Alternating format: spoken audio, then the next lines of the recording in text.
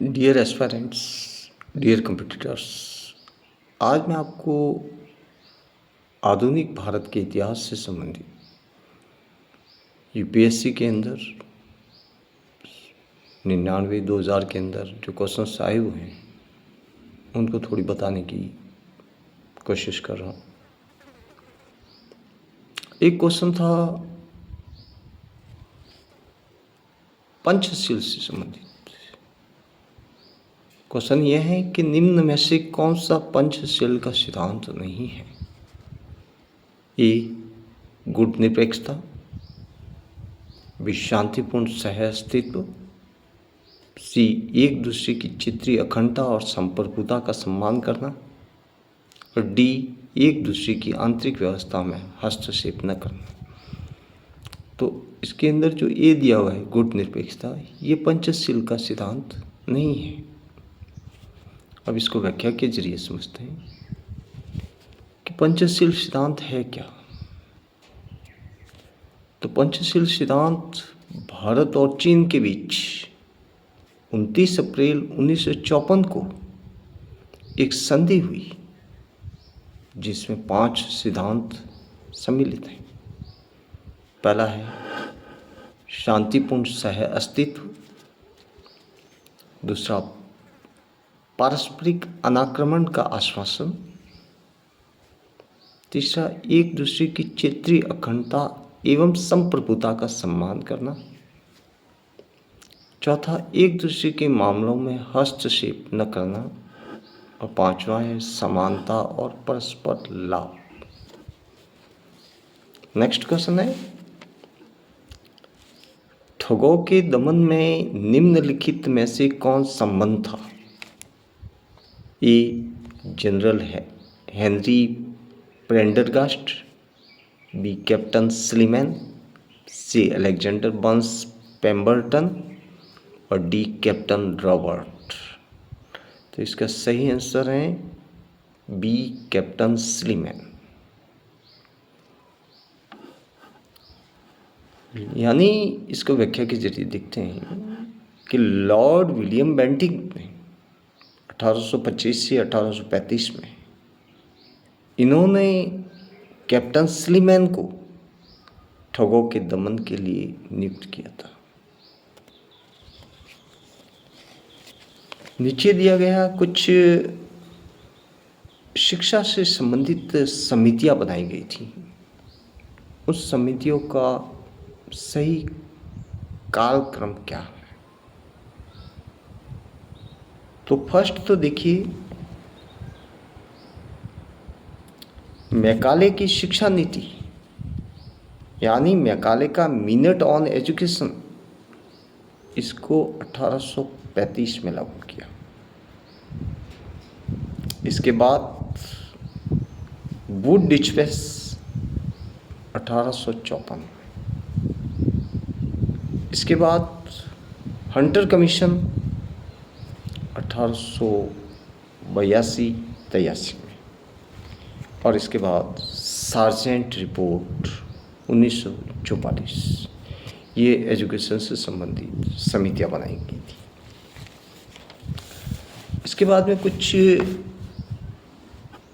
विद्रोह हुए और उनसे संबंधित जो राज्य हैं उसको देखते हैं। पहला है मोपला विद्रोह। ये 1921 के अंदर केरल में मालाबार क्षेत्र में अली मुस्लियार के नेतृत्व में हुआ था। इसके बाद में पाबना विद्रोह 1870 बंगाल के अंदर, जो पाबना जिले के अंदर, इनके जो विद्रोह की अग्रणी थी वो थे ईशान चंद्र राय। फिर आता है एका आंदोलन 1921-22 के अंदर उत्तर प्रदेश के अवध क्षेत्र में। इसके बाद में मुंडा विद्रोह 1899 बिहार झारखंड का, ये छोटा नागपुर क्षेत्र है, बिरसा मुंडा।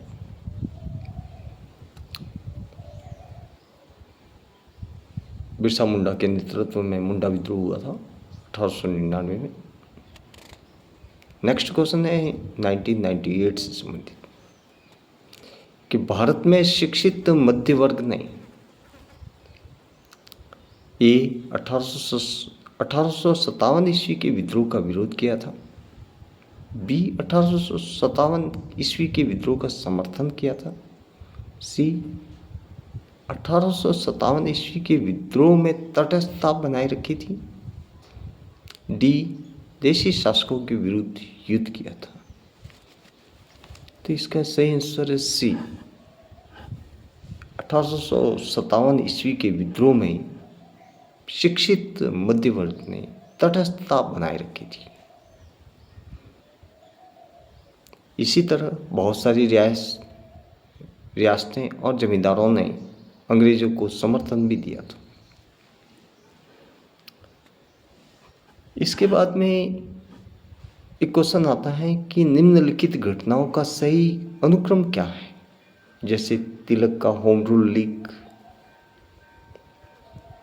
फिर कामागाटामारू प्रसंग और महात्मा गांधी का भारत आगमन। तो इसका सही कालानुक्रम है, सबसे पहले कामागाटामारू की घटना, ये सितंबर 1914 में हुई।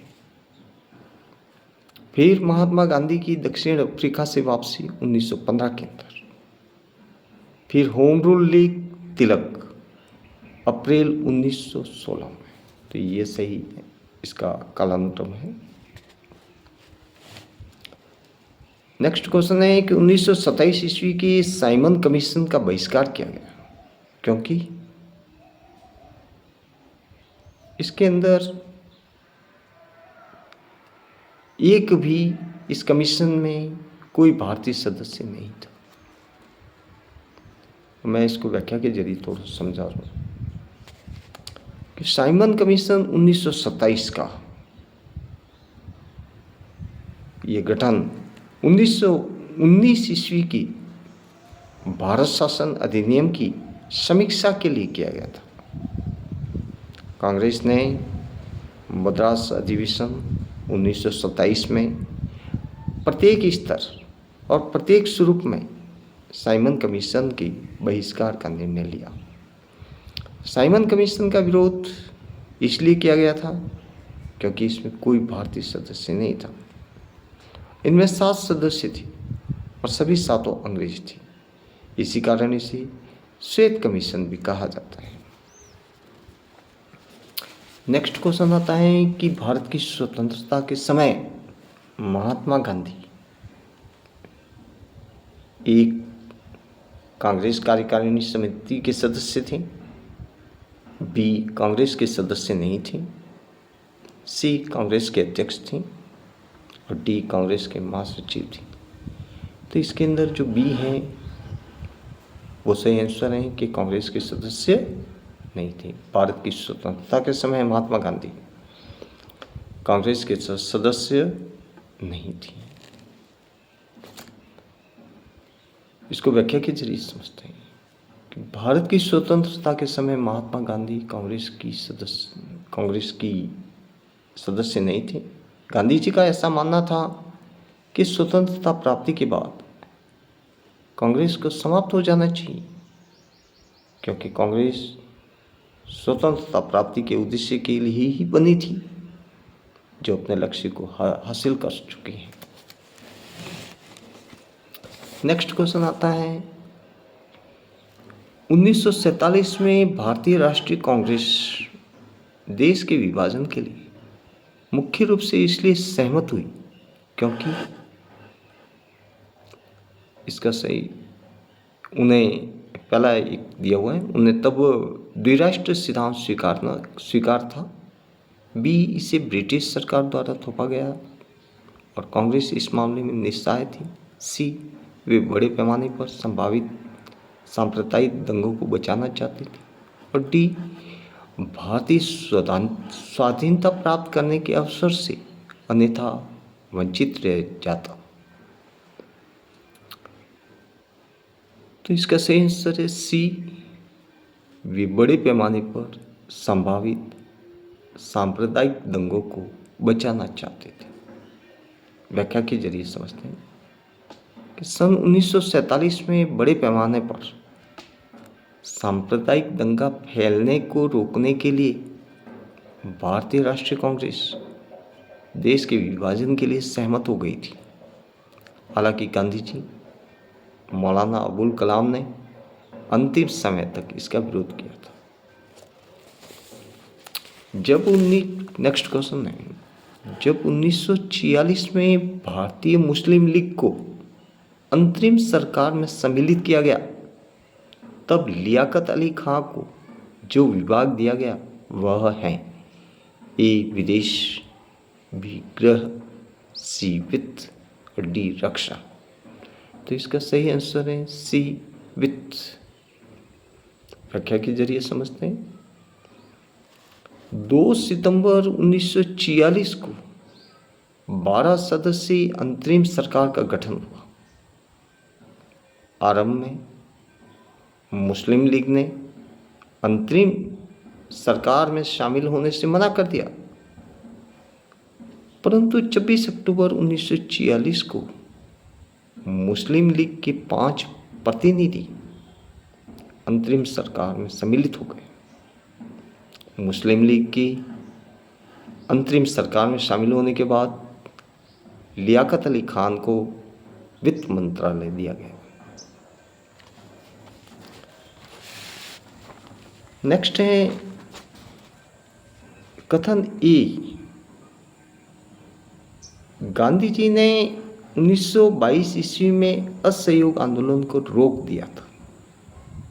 कारण आर, चौरी चौरा में हुई हिंसा उनके आंदोलन को रोक देने का कारण बनी। तो इसका सही आंसर है ए और आर दोनों सही है, परंतु आर ए की सही व्याख्या है। ठीक है, तो इसका सही आंसर यही है। इसको व्याख्या के जरिए समझते हैं। गांधी जी ने 1920 में असहयोग आंदोलन प्रारंभ किया।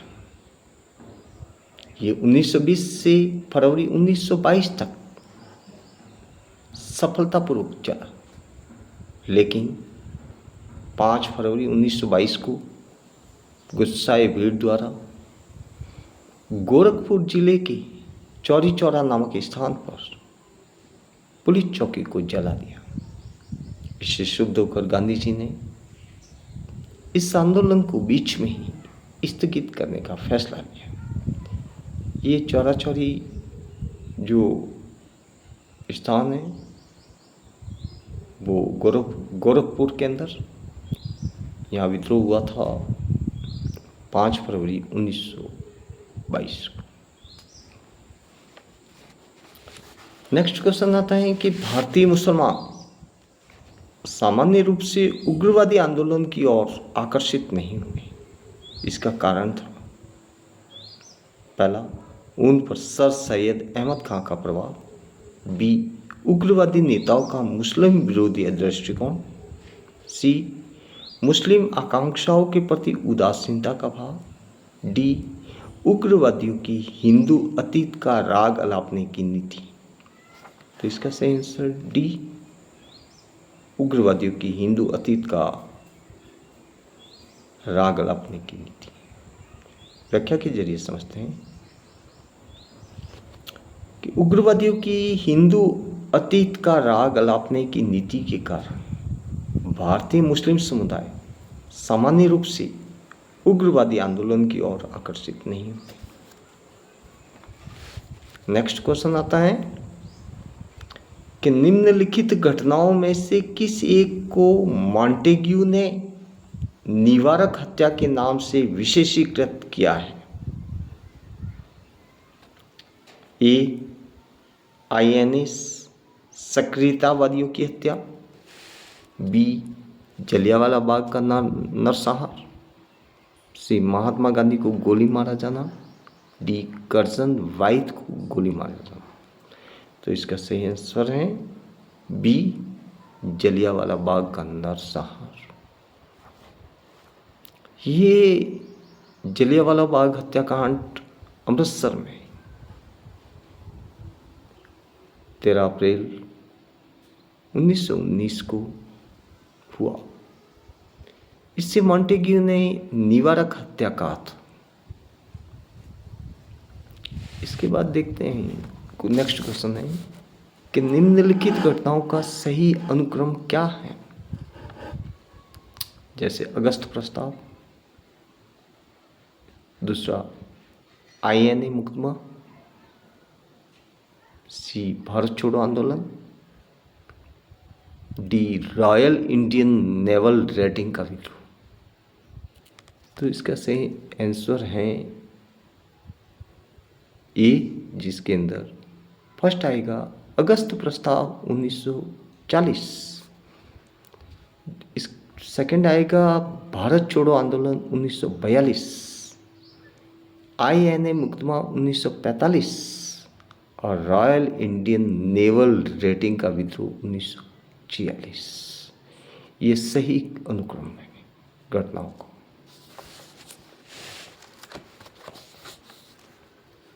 भारत के नेक्स्ट क्वेश्चन, भारत के राष्ट्रीय आंदोलन के प्रारंभिक दौर में उग्रवादी विचारधारा को निम्नलिखित में से कौन सा एक निरूपित करता है। फर्स्ट है आयातित वस्तुओं पर देशज वस्तुओं को प्रश्रय देकर देशज वस्तुओं के उत्पादन को बढ़ावा देना। बी संवैधानिक साधनों एवं याचिकाओं के स्थान पर आक्रामक साधनों से दुशासन प्राप्त करना। सी देश को आवश्यकतानुसार राष्ट्रीय शिक्षा प्रदान करना। डी सैनिक विद्रोह द्वारा ब्रिटिश साम्राज्य के विरुद्ध बलात् राज परिवर्तन संगठित करना। तो इसके सही आंसर है बी संवैधानिक साधनों एवं याचिकाओं के स्थान पर आक्रामक साधनों से सुशासन प्राप्त करना। इसको व्याख्या के जरिए समझते हैं। संवैधानिक साधनों एवं याचिकाओं के स्थान पर आक्रमण साधनों से सुशासन प्राप्त करना। स्वतंत्रता आंदोलन के प्रारंभिक दौर में उग्रवादी विचारधाराओं को प्रतिपादित किया यानी निरूपित करता है। उग्रवादी विचारधारा भारतीय राष्ट्रीय आंदोलन के दौरान उग्रवादियों की असफलता के बाद आंदोलन का उग्रवादी चरण प्रारंभ हुआ। इनकी मांगें आमूल परिवर्तन वाली थी। नेक्स्ट क्वेश्चन आता है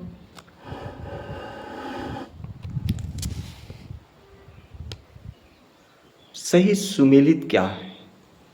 जैसे थियोडर बैक, तो थियोडर बैक माउंटन Anglo Oriental College Aligarh.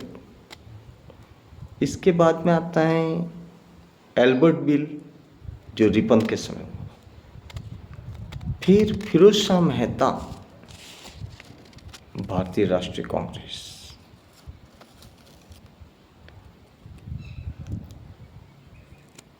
Next, ये फिरोज शाह भारतीय राष्ट्रीय कांग्रेस के नरम दल के नेता थे।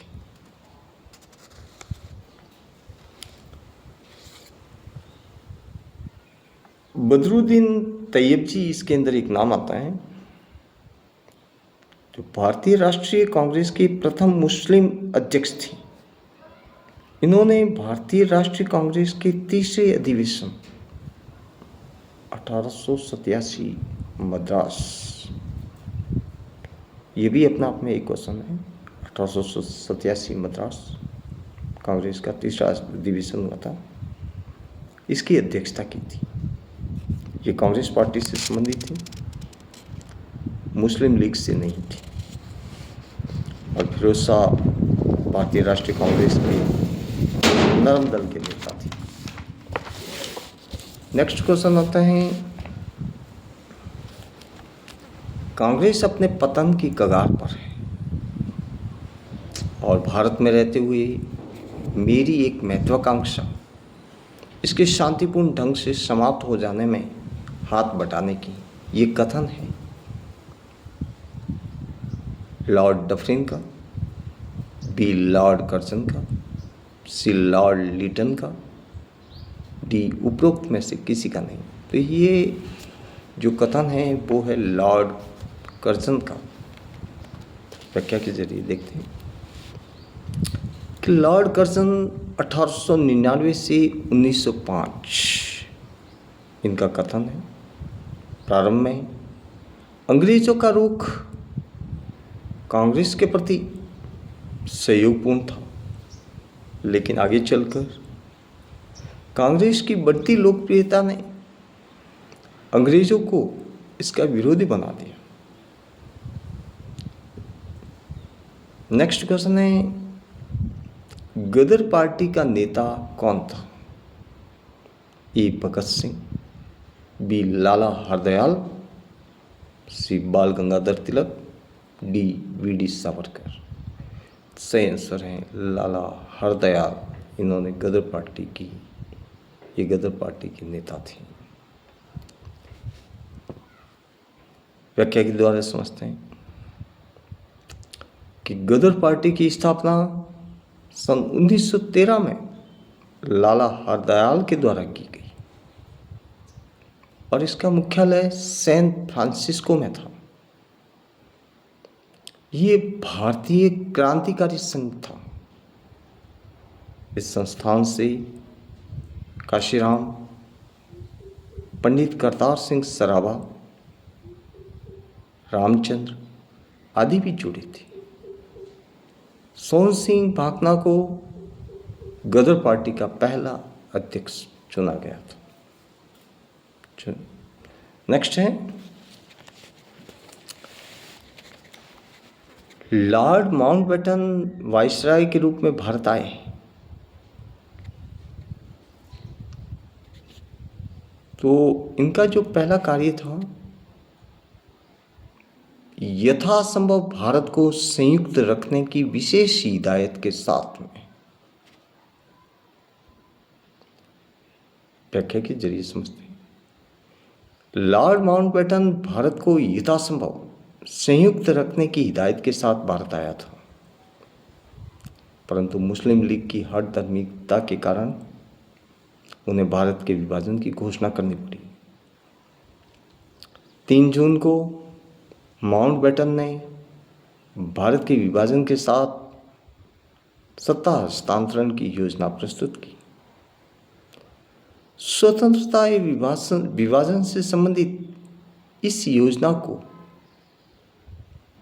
प्लान बाल्कन के नाम से जाना जाता है। नेक्स्ट क्वेश्चन है कथन ए खिलाफत आंदोलन में शहरी मुस्लिम को राष्ट्रीय आंदोलन के घेरे में ला दिया। बी यानी कारण आर राष्ट्रीय और खिलाफत दोनों आंदोलनों में साम्राज्यवादी विरोधी एक प्रबल तत्व था।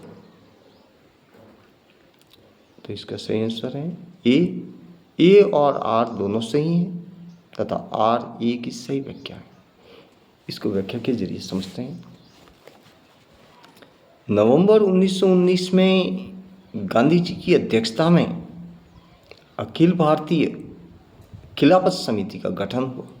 1919 के अंदर गांधी जी की अध्यक्षता में खिलाफत समिति का गठन हुआ। भारत में खिलाफत आंदोलन का प्रारंभ ब्रिटेन द्वारा तुर्की के खलीफा के सभी अधिकार छीनकर उनको गद्दी से उतारने के कारण प्रारंभ हुआ था। इसके समानांतर असहयोग आंदोलन भी चलता है। असहयोग एवं खिलाफत दोनों आंदोलनों में साम्राज्यवाद विरोधी एक प्रबल था, जिससे अब हिंदू व मुसलमान दोनों एक लक्ष्य साम्राज्यवाद का विरोध करने लगे। नेक्स्ट क्वेश्चन है कथन ए सन 1905 में बंगाल के विभाजन से भारतीय स्वतंत्रता आंदोलन में नरम दलियों की भूमिका समाप्त हो गई। कारण आज भारतीय राष्ट्रीय कांग्रेस के सूरत अधिवेशन ने गरम दलियों को नरम दलियों से पृथक कर दिया। तो इसके अंदर कथन ये गलत है, परंतु आर्ट सही है। इसको व्याख्या के जरिए देखते हैं कि बंगाल विभाजन के बाद नरम पंथियों की भूमिका समाप्त नहीं हुई। यद्यपि गरम पंथियों की भूमिका में व्यापक वृद्धि हुई। ये कहा जा सकता है कि बंगाल विभाजन ने गरम पंथियों के उदय को और अधिक व्यापक बनाया। वर्ष 1907 में गरम दल एवं नरम दल अलग हुए।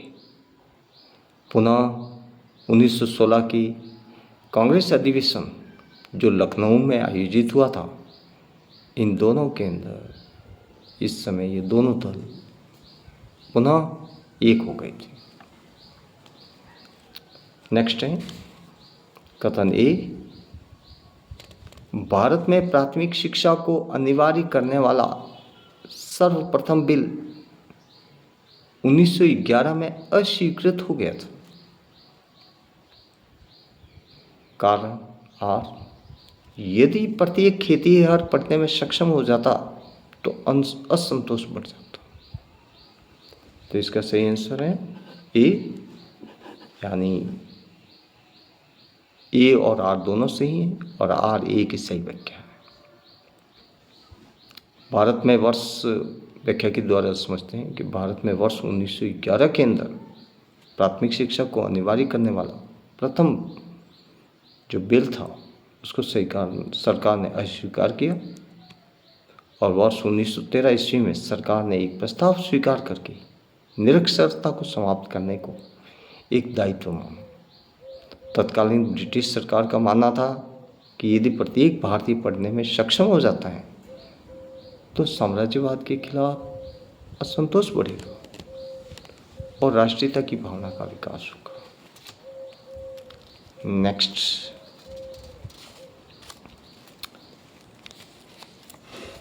नेक्स्ट क्वेश्चन है, कुछ विद्रोह हैं जिनका समय दिया हुआ है।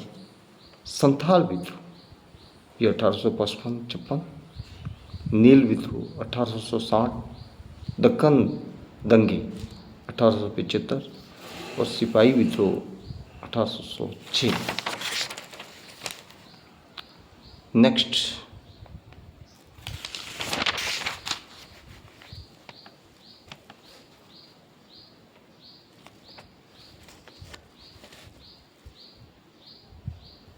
ब्रिटिश भारतीय राज्य क्षेत्र का अंतिम प्रमुख विस्तार हुआ। ए डफरिन के समय में, बी डलहौजी के समय में, सी लीटन के समय में और डी कर्जन के समय में। तो इसका सही आंसर है बी डलहौजी के समय में। भारत में सबसे अधिक ब्रिटिश विस्तार डलहौजी ने किया। द डॉक्ट्रिन ऑफ लैप्स, व्यपगत के सिद्धांत पर कार्य करते हुए कई देशी राज्यों को ब्रिटिश राज्य में मिला दिया गया। डलहौजी की विलय नीति ने भारत के वर्तमान मानचित्र को बनाया। उसके कारण लगभग 2.5 लाख वर्ग मील का चित्र कंपनी के अधीन आ गया।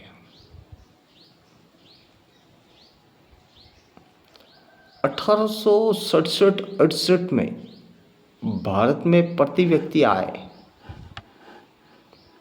20 रुपये थी। यह सर्वप्रथम अभिनिश्चित किया एम.जी. रानाडे ने, बी. Sir W. हंटर ने, सी. आर.सी. दत्त ने और डी. दादाभाई नौरोजी ने। तो इसका सही आंसर है दादाभाई नौरोजी। भारत में सबसे पहले 1868 ईस्वी में दादा भाई नौरोजी ने राष्ट्रीय आय के अनुमान लगाए थे। धन का निकास सिद्धांत का प्रतिपादन सर्वप्रथम उन्होंने अपनी पुस्तक the poverty and un British rule in India में किया था। उन्होंने धन के निकास को भारत की गरीबी का मुख्य कारण बतलाया था। उन्होंने इसी किताब में भारत की प्रति व्यक्ति वार्षिक आय 20 रुपये बताई थी। वर्ष 1943 में आज़ाद हिंद फौज INA अस्तित्व में आई। ये जापान में, B तत्कालीन बर्मा में, C सिंगापुर में और D तत्कालीन मलाया में। तो इसका सही आंसर है C सिंगापुर में। 4 जुलाई व्याख्या के जरिए समझते हैं। 4 जुलाई 1943 को सुभाष चंद्र बोस ने इंडिपेंडेंस लीग की विधिवत रूप से अपने समर्थकों के साथ सदस्यता ग्रहण की एवं कुछ दिनों बाद आज़ाद हिंद फौज का नेतृत्व किया। उन्होंने 21 अक्टूबर 1943 में सिंगापुर में स्वतंत्र सरकार की स्थापना की तथा INA के विधिवत उद्घाटन के बाद एक नारा दिया जिसे दिल्ली चलो के नाम से प्रसिद्धि मिली। लेकिन दुर्भाग्यवश सुभाष चंद्र बोस एक विमान दुर्घटना के अंदर मारे गए, जिनका अब तक कोई प्रमाण या विवरण उपलब्ध नहीं है।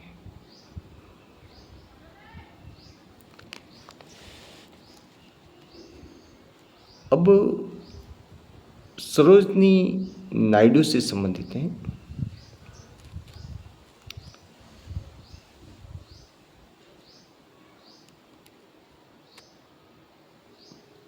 एक क्वेश्चन है, भारतीय राष्ट्रीय कांग्रेस के बारे में निम्नलिखित कथनों पर विचार कीजिए। ए, सरोजनी नायडू कांग्रेस की अध्यक्ष होने वाली प्रथम महिला थी।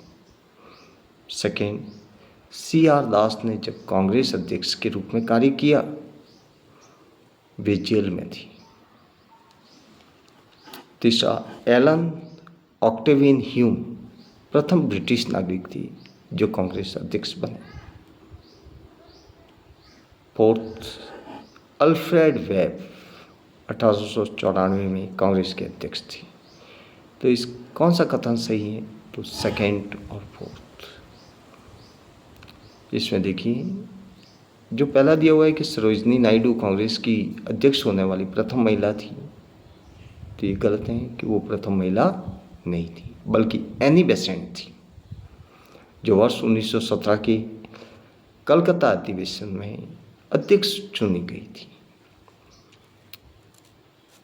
प्रथम महिला अध्यक्ष सरोजनी नायडू नहीं, बल्कि एनी बेसेंट, जो 1917 के कलकत्ता अधिवेशन के अंदर चुनी गई थी।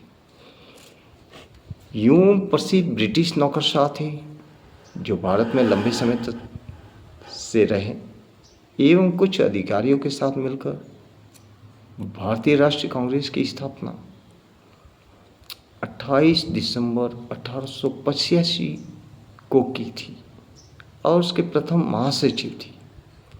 भारतीय राष्ट्रीय कांग्रेस एक ऐसा संगठन बना जिसके तत्वाधान में ही भारत को आज़ादी मिली।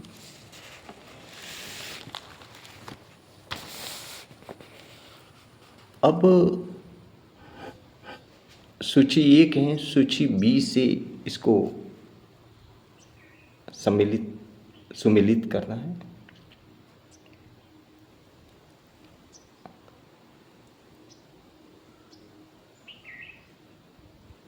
जैसे अभिनव भारत वर्ष 1904 महाराष्ट्र में VD सावरकर यानी VD सावरकर द्वारा पूर्व स्थापित मित्र मेला क्रांति संगठन ही अभिनव भारत के नाम से स्थापित हुआ वर्ष 1904 में।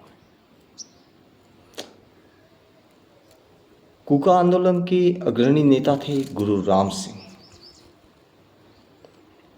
अनुशीलन समिति 1907 कलकत्ता, ढाका और मिदनापुर, इनके अध्यक्ष थे बारिंद्र घोष, उसके बाद भूपेंद्र दत्त, और इससे अरविंद घोष भी जुड़े थे। नेक्स्ट है चितगंग आर्मरी रेड। अप्रैल 1930। इसके अंदर पहला नाम आता है कल्पना दत्त, प्रीतिलता वाडेदार, गणेश घोष, अनंत सिंह, सूर्य सिंह। छठगांव जो बांग्लादेश के अंदर शस्त्रागार पर आक्रमण था, इसको बोलते हैं चितगंग आर्मरी रेड।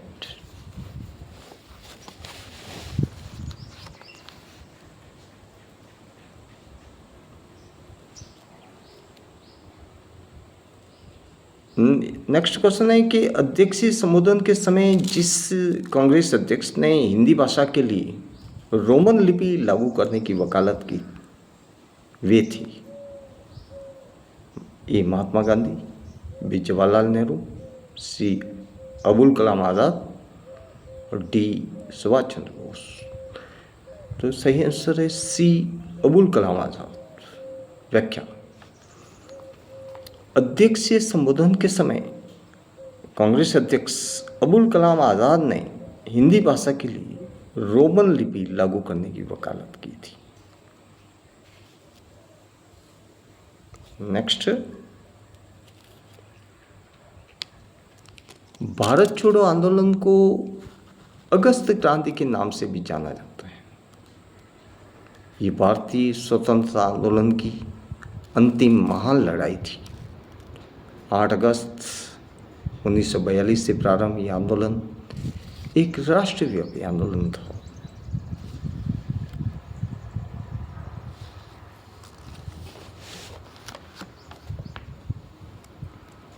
एक क्वेश्चन आता है कि वर्ष 1935 की भारत सरकार अधिनियम की निम्नलिखित में से कौन सी एक वैशिष्ट्य युक्त नहीं है?